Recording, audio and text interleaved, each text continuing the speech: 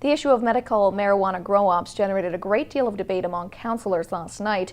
Now, Council has essentially passed a bylaw that will regulate where the commercial grow operations can be located in the city. Council has taken the next steps in setting out the rules as to where commercial medical marijuana operations can set up shop within city limits. Council approved third reading of a text amendment to allow medical marijuana grow operations in light industrial areas, in the Danson area, the BCR, and the Boundary Road industrial area, as well as limited areas within the ALR. They have to be AG zoned or AF, minimum parcel size 15 hectares. In terms of light industrial areas, the regulations are subject to the subdivision and servicing guidelines, which means parcel sizes of 6,000 square meters. Last year, the federal government changed the regulations, disallowing smaller operations that were being grown in residential areas in favor of larger operations, but it left the regulatory issues up to the individual municipalities.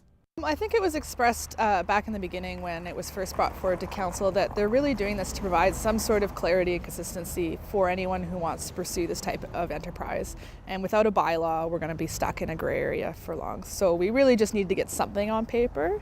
Some BC municipalities have said no outrightly to commercial operations within their boundaries. It was something Councillor Albert Kohler thought would be the direction for this city.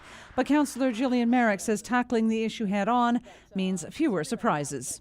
Medical marijuana, like many other pharmaceuticals, is heavily regulated by Health Canada, and we need to provide the space for those operators to conduct business legitimately. If we don't provide the space, it's going to come in illegitimately, and I think that's the big point that I want to get across here.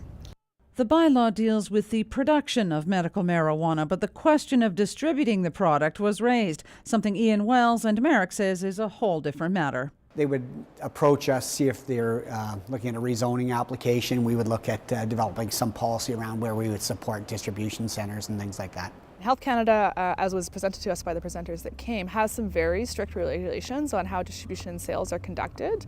But in our bylaws, we don't have that type of business sort of listed as a use, and so it's unclear as to where that operation would go. And I think that's the next portion that we have to tackle.